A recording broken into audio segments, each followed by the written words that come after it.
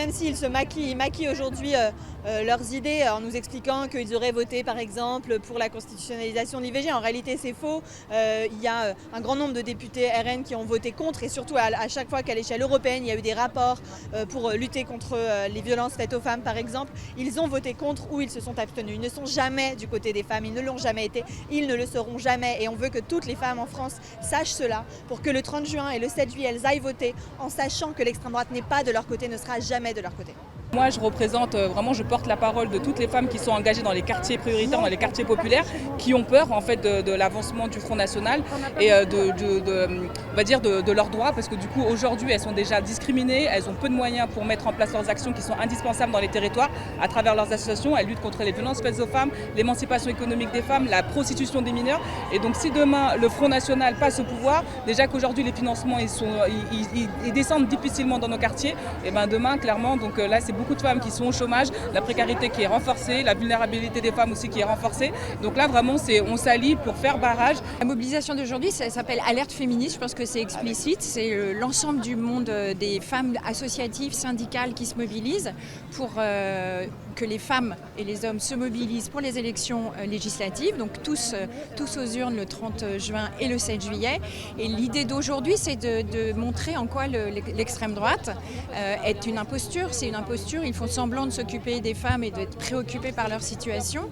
Or, rien dans leur programme n'est prévu. Deux, lorsqu'ils sont en situation de voter, ils votent contre tout ce qui est mesure de progrès. Que les femmes aillent voter le 30 juin et le 7 juillet prochain en pensant à nos intérêts.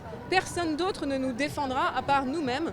Le 30 juin et le 7 juillet prochain, nous les femmes, votons en fonction de nos droits, pour défendre nos droits, pour défendre notre droit à disposer librement de notre corps, pour défendre notre droit à ne pas être victime de violences sexistes et sexuelles, et pour exiger qu'il y ait des moyens mis en place pour cette lutte, des moyens pour interdire aux entreprises qui discriminent de le faire.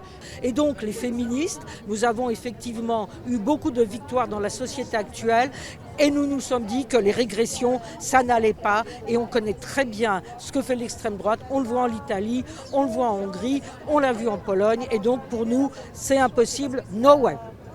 Ce qui m'effraie, c'est que les gens vont se lâcher vis-à-vis du racisme. Ils vont être totalement décomplexés.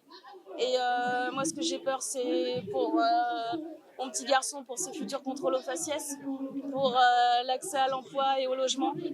Et pour me dire que je me dis que je suis française depuis toujours, et je me dis que j'ai peur qu'on me fasse ressentir que je ne suis pas à ma place. C'est pas qu'une histoire électorale, c'est aussi dans les institutions, c'est aussi le bloc bourgeois qui se radicalise et qui est prêt à tendre la main à l'extrême droite aujourd'hui pour garder ses intérêts. Et il est important que nous, le peuple, dans sa diversité, on se mobilise pour garder nos libertés, pour garder nos diversités. Donc c'est quelque part une urgence de se mobiliser aujourd'hui, je pense. Dans sa diversité, le Front populaire, il y a plein de choses qui ne me conviennent pas. Mais ça, j'ai envie de dire, c'est à voir dans un deuxième temps, parce que là, il y a une urgence électorale. Et je rappelle encore une fois que le côté électoral, c'est juste un seul des aspects de la lutte, et qu'il ne faut pas tout cristalliser sur l'électoralisme, mais qu'il y a aussi d'autres choses à faire. Donc là, dans le temps électoral, faisons un nouveau Front populaire, et puis dans les autres temps, continuons à nous battre pour obtenir des droits.